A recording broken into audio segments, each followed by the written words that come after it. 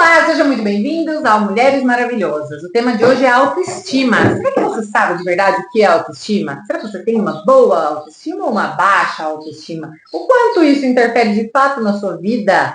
Eu sou Lorene, mãe, esposa e terapeuta. Eu sou Laodiceia, advogada, esposa e mãe. E eu sou Keise, eu sou psicóloga, terapeuta de casais, terapeuta familiar e também sou mãe. E também sou irmã da Lorene. E também sou filha, e também sou funcionária pública, um monte de coisa. E tá com a autoestima lá em cima. Então, trazendo para o tema autoestima. Vamos trazer a psicóloga, né? Tem uma psicóloga aqui, vou aproveitar dela. Como é que se forma a autoestima? Como, quando? Conta aí. O tema de autoestima tá muito em alta, na verdade, ultimamente, né? Muita gente falando, autoestima, tá com a autoestima lá em cima e não sei o que tal. Mas às vezes a gente se depara com situações em que a gente vê que parece uma boa autoestima e não é.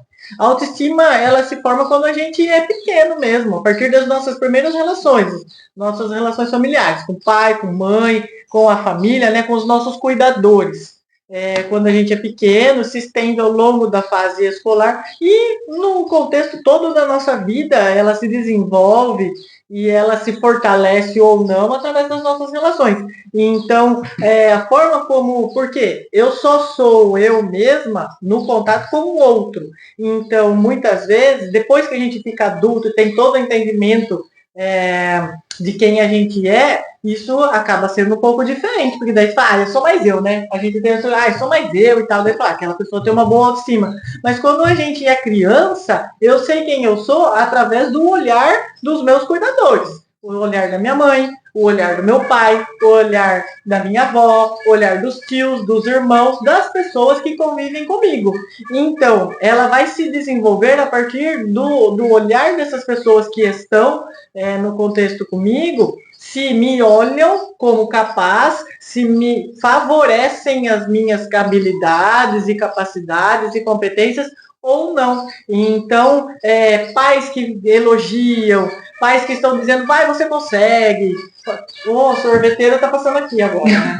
Isso está me desconcentrando, para falar a verdade.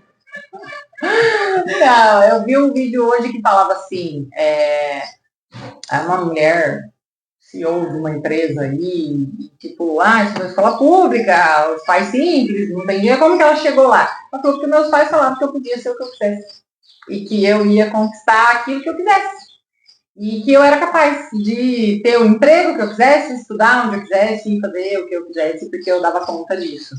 E eu vejo quanto isso lá naquela infância vai interferir pro resto da vida.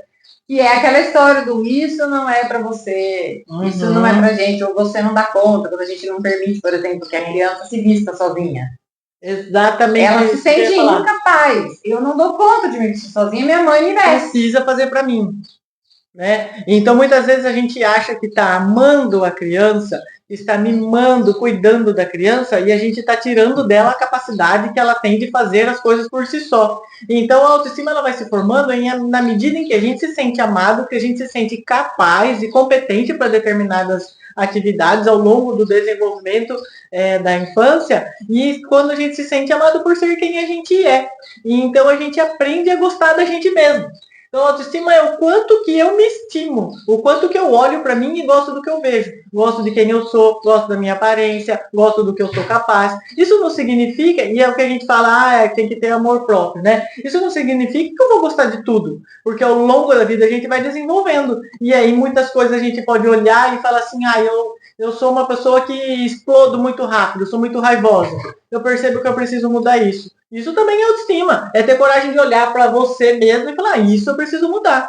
Né? Ou então, eu tenho muito medo de falar em público, mas a minha profissão agora está começando a exigir. Então eu olho e falo, não, mas se eu treinar, se eu for atrás, se eu fizer um curso, um treinamento, uma capacitação, eu vou conseguir. Então eu sei das minhas competências e sei das minhas capacidades, né? E muitas vezes as pessoas confundem muito autoestima. Fulano é orgulhoso, fulano se acha. se achar não tem nada a ver com ter boa autoestima. A gente pode ter boa autoestima e ainda ser humilde, por quê? Porque eu sei quem eu sou. Então eu não preciso ficar o tempo todo provando nada para ninguém. A pessoa que tem uma boa autoestima, ela não tá preocupada em provar para os outros quem ela é.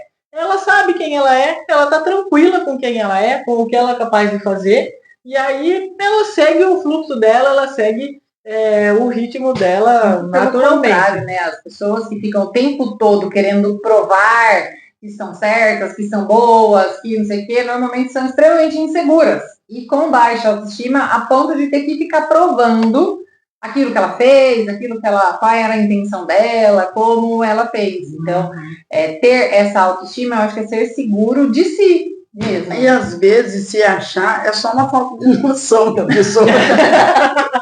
Às vezes ela não tem noção de quem ela é e ela se acha. E eu ia falar exatamente sobre isso, sobre essa questão da opinião. Você mudar a sua ação ou a sua atitude com preocupação excessiva com o que o outro pensa. Ia falar isso também, eu concordo muito com isso, de ter que provar. Então eu dou a minha opinião, você dá a sua opinião e a gente segue. Aí eu não fico tentando fazer você mudar de opinião, ou eu não preciso provar para você. Porque às vezes eu vejo a gente em algumas situações, ou algumas pessoas, que ficam querendo justificar. Então, justificar demais pode ser um sinal de baixa autoestima, não pode? Pode ser. Não necessariamente mas pode ser, né? E uma coisa que a gente estava conversando nos bastidores aqui também é a questão do justificar, mas também do querer agradar, né? E então a gente estava falando de a pessoa que quer agradar todo mundo o tempo todo não tem boa autoestima. E aí eu estava contando a minha experiência, né? Eu sempre fui uma criança muito tímida. Hoje eu já depois de adulta eu perdi a timidez, né? Mas a gente nem notou. Não. Se você me fala. Eu era uma criança muito tímida. E mesmo depois de adulta, eu sempre tive que lutar com essa minha necessidade de agradar todo mundo. Então, desagradar as pessoas, bater de frente, entrar num conflito, né? Ou impor a minha opinião ou o meu desejo, sempre foi muito difícil para mim. Mas eu não considero isso que tenha sido por baixa autoestima. Porque eu sei quem eu sou, eu sei do que eu sou capaz, eu me expresso, eu falo o que eu desejo. Mas, por outras questões da minha personalidade, é importante para mim agradar as pessoas, né? E aí a gente pode pensar, mas não tem boa autoestima? Pode até ser que em algum aspecto seja uma questão de medo de que as pessoas não vão gostar de mim, né? Porém, quando eu olho para mim, eu gosto do que eu sou. Então, o desagradar é a preocupação de pessoas não gostarem de mim. Né? É a preocupação de, se eu desagradar demais, o que vão pensar de mim, o que vão achar de mim. Porém, quando eu olho para mim, eu sou capaz de falar, poxa, eu estou tranquila, eu gosto de quem eu sou, eu sei quem eu sou, mas tem algumas situações que, hoje, muito mais fácil de lidar com isso, mas que ao longo da minha vida eu tive sempre que lidar. Porém, eu sempre estive em papel de liderança, porém, eu sempre estive o tempo todo em papel, em evidência. Sempre fui palestrante, quando eu frequentava uma igreja, eu pregava, eu estava sempre me expondo, estava sempre tranquila para fazer discurso, para falar, para defender a minha ideia, mas quando vinha alguém, eu sempre acabava deixando a minha vontade de lado para fazer a vontade da outra pessoa ou do grupo e acabando passando por cima, né? Por uma necessidade de agradar as pessoas, por uma necessidade de me sentir querida. Acho que é essa a ideia, né? Acho que a verdadeira autoestima é quando você consegue entender que o que o outro pensa de você é problema dele. Uhum. E entender isso que a gente estava falando até ontem, né? Tipo assim, alguém não gosta de mim. Como assim? Fulano não gosta de mim, eu sou super legal. Não, ele tem o direito de não gostar. Tá tudo bem, né? Tá tudo bem as pessoas não gostarem de você ou de alguma atitude que você teve. Nem a gente gosta da gente o tempo inteiro, não tem aquele dia que hoje eu não tô nem me aguentando. Mas é ter a coragem de desagradar o outro e de dar essa liberdade do outro de não gostar mesmo de você.